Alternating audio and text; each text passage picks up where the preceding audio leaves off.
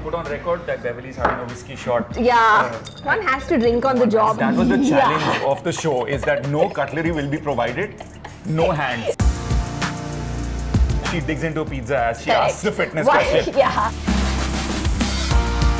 So what makes me feel like at home is crispy bhindi. So that's a Bhindi good cheat day thing also, actually. It is. I get it done in olive oil. This is going to sound so like elitist slash bourgeois. It's not healthy at all, but it tricks my mind into believing it's a healthy crispy bhindi. Sounds like some kind of like person eating chips to say that at least it's a vegetable. So what was it like shooting cliffhangers on cliffs? Wow, I really look forward to the YouTube comments of this interview. Oh, they're off the charts, trust me. She's one of those rare actors who can say a lot without saying anything. Yeah. That's and both of you have that in common, actually, right? I wasn't going to say it. He was like, Beverly. Yeah, Beverly. Please Bol de, abhi bol de. Yeah. Goa. What about Goa? You said something about meeting someone in Goa. When? What year was this? What are these? I just want to say like Beverly has watched all of my interviews from 2015. Sadly, I had like a lot more dosas up north than I did in the south. Really? My South Indian friends give me a lot of grief. Bombay introduced me to a lot of good like dosa places. Come on, like there are like good dosa places in Bombay. Don't hate on Bombay. We have to end this interview now. We are. I'm done, guys. The dosa stops here.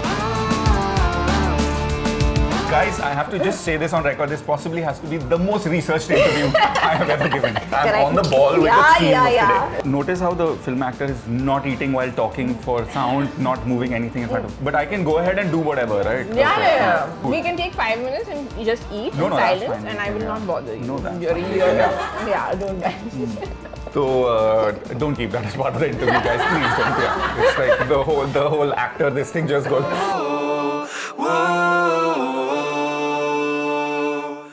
Chef, it looks like we're going to be getting brunch. I see you've got like a sourdough bread.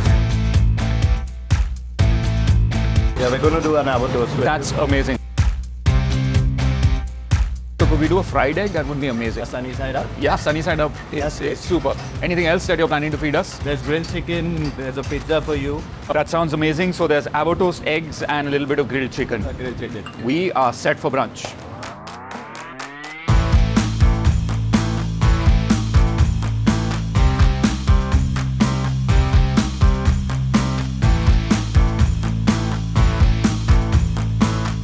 Oat milk ice latte हो जाएगा please.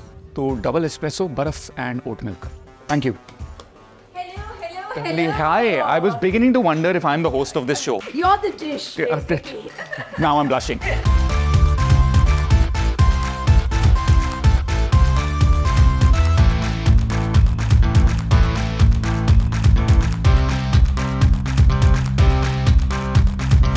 Tahir, I had a very good introduction actually for you, which I thought would start with the food, but actually the cold coffee provided the perfect thing because you know they say that revenge is a dish which is best served cold, right. And it is also sweet, and we have sweet and we have cold here, and you are the master of revenge. I am getting a sense of what like this interview is going to be about. Lots of food puns and And he's like, I'm going to take revenge on the people who have organized this interview for me. Like, why am I here basically? Yeah, no, you're right. It just so happens that a lot of the stuff that I've done, like revenge or heartbreak, or like there are like these heavy themes. But I think I'm always drawn to parts which have layers to them. And a couple of the recent things that I've done, there's Ye Kali Kali Aankhein on Netflix and the Sultan of Delhi. And it's just one of those tropes that you can never get enough of. Yeah. Whether it's like a love triangle or a gangster drama, like revenge just makes everything juicier, spicier. I was going to say. See, I'm on the ball with the theme of today. Throw in all this, and it just makes things interesting. I think a lot of it now that I think about it, and I'm thinking about this on the spot, also goes back to a lot of the stuff I grew up watching. You know, whether it was like Shah Rukh Khan's Bazigar or Amitabh Bachchan's 70 Bar, or even something that was light like Jo Jeeta Bhai Sikandar with Aamir Khan. It was competition with a little hint of revenge that was thrown in it, which is a lot like what Chichore, the film that I was in. I think when Derek came on screen, like everyone's heart stopped a little bit, like, Thank you. and you're like, I mean, such a star. Like, who can deny that, Thank really, you. It was know? just one of those parts that you cannot say like no to. Yeah. And very few projects come your way which are like a commercial success, and then they also get like critical acclaim, and it's like just this confluence of both of those things. Yeah. And till date, like when I meet a stranger on the street and actors get stopped for like different things. Yeah, but of Chichore course. is on the top of that list. To say Oh, that I really really? love that, Okay. and I rewatch that film all the Yeah. time. And one always dreams to be part of a project that people can rewatch, like they can just Yeah. like, even if it's on TV or they're binging it. So many things to that Yeah. film, right? Yeah. Like the fact that there's nostalgia to it, like it takes you back to your own college days, Yeah. it takes you back to your own gang of buddies. And we were talking about how Derek basically is, I mean, I love Derek. I think basically all people with names like Beverly love Derek. Yeah, I'm glad I got the Christian quota, the Christian vote. Yeah. Correct. So, and obviously, like, I mean, a big part of Derek's appeal was, I mean, so fit and like amazing, of course, great acting. It Yeah. wasn't just about the good By the looks. way, he was very good By the looking. way, Yeah. A lot of topless But shots. How do you really keep that fit? I know that fitness is like a big thing for you, and Yeah. we've called you for a thing like cheat day. I think cheat days are important because it's what it makes your system appreciate and then reset for. And if you were to just eat like boiled vegetables and rice and chicken, your system would then Yeah. just like you would rebel out of the sheer boredom Correct. of just eating that. So Yeah. I would like Sundays are my days of cheats. Today is not a Sunday, but we're making an exception. Yeah. Thank you. It's very sweet of At the you. very early phase of my career, I did a film with John Abraham, Yeah. and he's a great guy and genuinely is into fitness. And I think he's one of those people where even if he wasn't an actor and producer, like he would just be. And so I adapted a lot of things from him. Of course, not really? like 100%, but he was gracious enough to let me use his trainer while we were shooting. And so, like through that, it was a lot of just simple lifestyle changes, Yeah. which are now just like part of the. So, like Part of what, the for thing. example? It's just that your body adapts very quickly to the schedule and the routine, and so it's basic things of like the time you eat, the quantity that you eat, how much water you're drinking. Your body responds better if you're exercising at the same time every day. People think that going to the gym 6 days a week for 2 hours a day is a great thing. It's not. Like, Yeah. you know, if you go for half an hour to 40 minutes, 4 days a week, rest is as important as the exercise. And so I think getting those basics right Yeah. is like really important, and then it becomes like a lifestyle choice. Yeah. So basically, the force was with you. The force was yeah, with me. in And more the- ways than one, And basically. the film that I did was called Forced To. So you can Yes. say I was forced to be fit. Oh Yes. my God! I'm with the Tahir, program. I'm the dream I knew guest. this was going to be a good interview. I have to say, what is the one thing people will have to force you to eat, like which you absolutely detest? You know is good for you, but you're like, oh my God, I just cannot. Like, I just can't. You know? Broccoli. Very Because boring. it's one of those like super healthy things. But it's not like, even as a kid, like if broccoli was ever on the table, it wasn't Yeah. like Yeah. a great thing. And talking about being a kid, I mean, you had such amazing experiences in your childhood because you've grown up in so many different places. Like, Yeah. you've grown up in, I know Wellington was one of the places, I know Delhi was one of the places. Delhi, I think, was later on, I right? can see the Wikipedia has been well researched. Excuse me, I do Yeah. my research very. Very I well. watched Derek a lot, okay, over the last couple of days. Yeah. It's very in-depth research. Very in-depth research, yeah. And tell us, how do those food experiences actually change you? It's a great like show to be on because normally you get asked about like what are your best films or what's like your favorite music, See, it's and not this a was Wikipedia like it's show. not a Wikipedia show at all. Thank you. I take that back. Yes, you must. So yeah, I'm from a defense family. My dad was in the Air Force, and part of growing up in the defense services is that your dad is transferred every 2 years. Yeah. And you're right, it's very challenging because it means that every 2 years you're pulled out of school, you change friends, and this is all pre-social media and pre-cell phones and everything. Yeah. So it's part, like I would say the negative side is that it's traumatic in that sense. But the positives are that you need to blend in and very quickly into your new environment. Yeah, And I yeah. think that's where subconsciously you're sort of honing in on those acting skills, where whether it's the way of speaking Hindi or the customs of that particular area. So I grew up spent a few years in Gwalior, I was in Allahabad, in Wellington, then I was in Chandigarh. And each one of them had like amazing like food things that, I mean, Wellington of course in the south, Yeah. dosas, uttapams, like they were just like part of Yeah. the Culture. culture there. And then you go straight to Allahabad from there. And what I remember is like, because we were in cantonments, there used to be fresh produce. Like this whole thing of organic food is trendy now, but we literally used to have a vegetable patch. And we remember our vegetables coming from there. And because we're in this season, normally when it was raining, jamuns were a big thing in Allahabad. Lovely. And so, and it's funny that you bring up food, because we had traveled all over. My mom used to pick up like, dishes from different places, and dosas used to be like a big thing over weekends. Like it used to be a Sunday thing. Used to be dosa. So every time I'm in like a Shiv Sagar or a Dakshinaya, even here, it's always like takes me back to Sundays, whichever part of the country. Oh, nice. So basically, obviously you always feel at home where your tummy also feels at home a little bit, right? I know that you identify as someone who's from Delhi, right. So is it like South Indian food that makes you feel at home, or is it like food from Delhi that makes you feel at home, which is of course like a whole plethora of stuff? Yes, I mean I do identify as someone who originally is from Delhi, but I have to say, because of that childhood of moving places every 2 years, Bombay is now the place where I've been the longest. So I've like been here the better part of 10 years. And so I've started to, I know Mumbaikars are going to give me a lot of hate, but also identify as someone from Why will you give you hate? You're identifying as someone. I don't know. There are so That's many fine. definitions of who is from Yeah, Bombay and true. who is True. not. But there are aspects of this city that I love. I've come to like love the range. When you first come from outside of the city, you're like, what is going on? Like how do people survive in this? Yeah. But I think food, like music, is so dependent on your mood and the weather and the like what is going on. So what makes me feel like at home in this weather, and we're shooting in the Bombay monsoons at the moment, is crispy bhindi. Oh, nice. Because it goes with everything. You Yeah, can just have it by itself as a snack. You can have it with roti. You can have it with. So crispy So that's bhindi a good cheat day thing also, actually. It is. Yeah, And to because like- it's deep fried. And to, I know. But to Yeah. make to like meet myself midway, I get it done in olive oil. This is going to sound so like elitist, / bourgeois.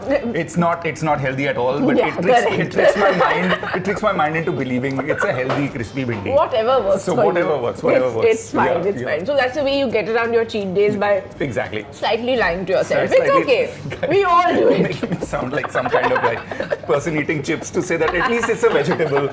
Yeah. Obviously, talking about your school days and things like that, I'm sure there must have been a very, very long line of girls who were like, will you be friends with me, Tahir, kind of Right. situation. Friendship bands were a big thing when we were growing up. Thanks No, to so that was happening like with you. Because I Yeah, mean, totally. obviously your show is also about that kind of, Yeah. friendship which starts like very Yeah. young and then morphs into something much darker Yeah, later yeah. on. So See, we're the Kuch Kuch Hota Hai generation, Yeah, and that yeah. shot of like Shah Rukh Khan with 3 friendship bands Yeah, in his yeah, back pocket. yeah, So yeah. it definitely. so that was it definitely happening to you also. Totally was. Oh, I like mean, that. Why deny? Like, No, it but was. lots of people are Yeah. like, no, I was a geek in school and no one ever looked at me and all of Yeah. that. But you were always like Mr. Popular. I would like to believe that, but because of the constantly transferring schools, I was also a bit like of the shy kid. But I would find ways, and that's how extracurricular happened. It's like you get into dramatics and you start doing dance competitions and poetry, and then you start meeting people, and it was a result of like wanting to fit in. Yeah. Is this a therapy session? I'm just, Yeah, like, starting it's, to- it's yeah. food therapy It's food basically. therapy. Obviously, like fitting in is something that you do very well, and we Right. can see that, like, obviously because you fit into so many different kinds of characters also. A lot of them with many shades of grey. Let's be honest. And you guys also left us on like such a cliffhanger, like with Ye Kali Kali Aankhein. And what's going to? I mean, in the sense, like, I don't even know how this whole thing is really going to pan out, which is the whole point. And it was also shot in a place where there are many cliffs, literally. So Right. what was it like shooting in? Shooting cliffhangers Yes. on cliffs. Wow, I really look forward to the YouTube comments of this interview. Oh, they're off the charts, Yeah. trust me. But that's the great Yeah. Siddhartha Sen Gupta, who is the writer and the director of the show. That's the great thing about his writing, is because no one knows what's going to happen. His scripts are such a page turner. The final few episodes were actually written for a different place, but we shot this at the peak of the second lockdown. Okay. And because every other place had shooting restrictions, they were like, Ladakh is the only place that is open and we can shoot. And Siddhartha Sen Gupta, who loves to travel to Ladakh, said, okay, then that's where we're going. And so that's where we ended up going. Yeah. And it was super because it was one of the few places where the cases were less. And so you could actually go out to restaurants and cafes without any problem. And the food in Ladakh, of course, is amazing. Yeah. You've got thukpa and momos and all of that. And then Manali is another place where we shot. And grilled trout is because you get fresh trout and they make it amazingly. Yum. So those were the two things. And you were talking earlier about like cliffhangers, and that's the great thing about Siddharth sir, because he's the writer and the director, and it's just every page is something that you would not expect, and you have no idea how an episode is going to end.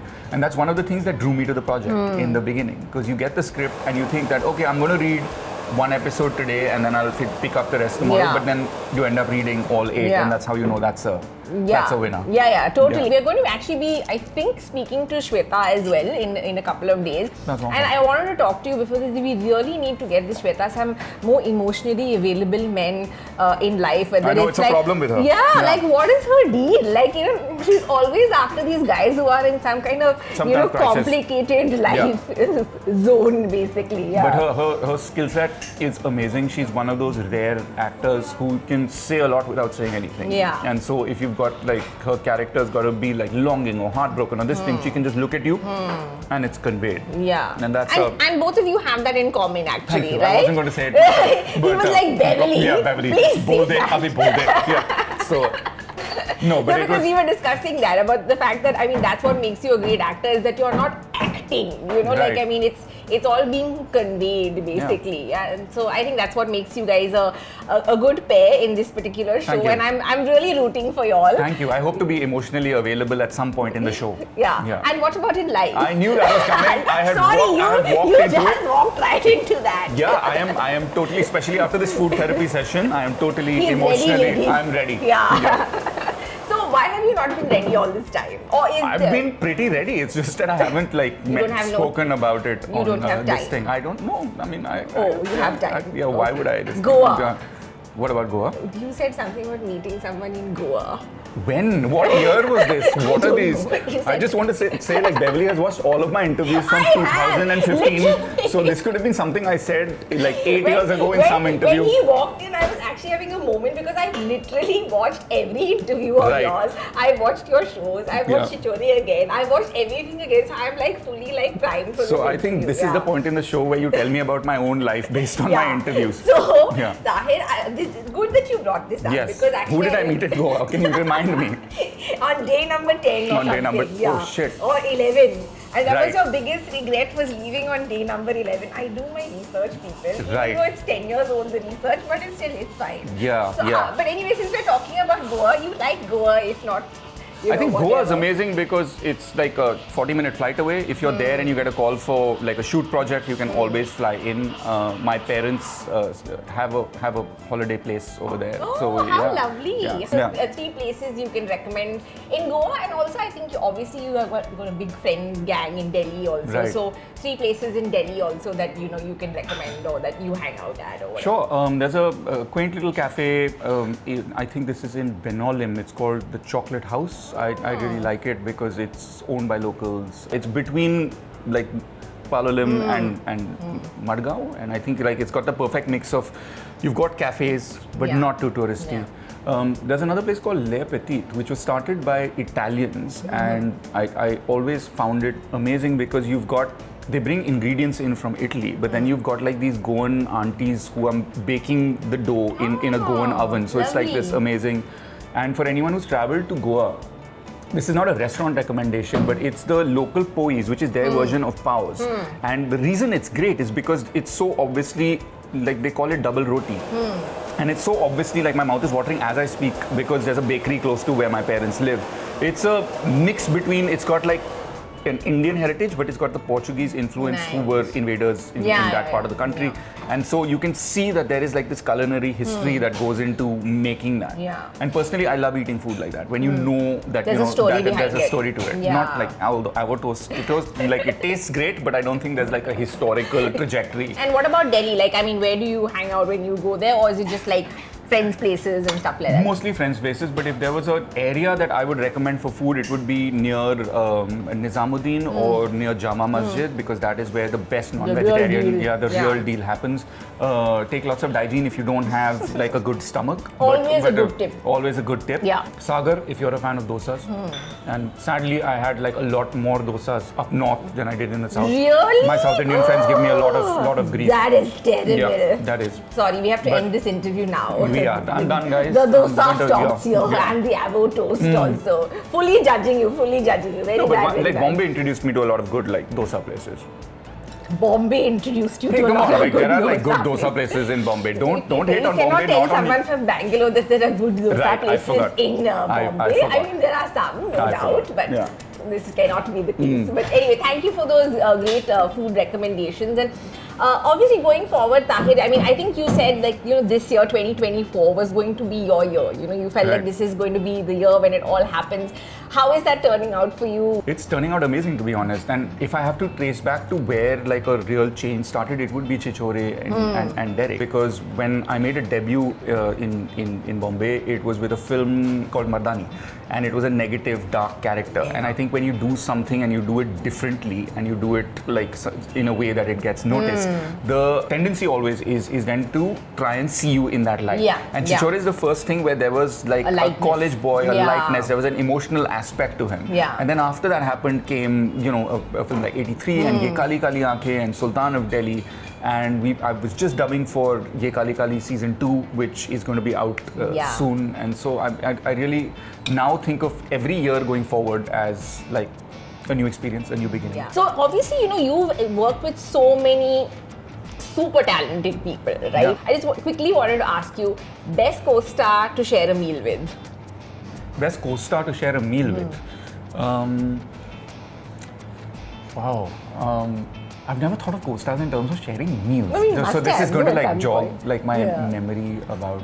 I think Tapsi was great fun to share a meal with. nice. Also Moni Roy. It's just because, and I would say because Tapsi, we were shooting in Goa again, so it was like this is for Loop Lapeta, and so a great place to be like eating and the kind of food. Yeah. And Moni, because she loves to experiment with food, like you would imagine, like the stereotype for actresses is that finicky about food. Yeah. But I've seen her eat whatever, and I have no idea how she manages to stay I in know, stay in she's in shape. like amazing Yeah, shape. yeah, I mean, so are you, of course, but yeah. Thank you. Yeah, I don't let her compliment. Yeah, her. I Yes, know, I've yeah. seen that. I like that about you. I'm the same. I read something amazing, which is like if you say no, don't be like that. Like then you're sending good energy away. So if someone says it, then just like accept with gratitude. Nice. And I think you have a lot to be grateful for. And a couple of other questions I wanted to ask you.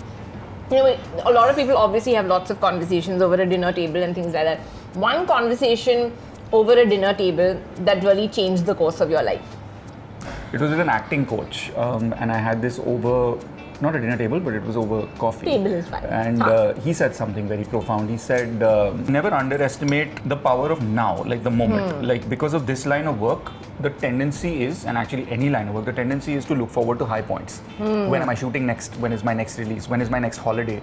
And in that you lose like the present moment.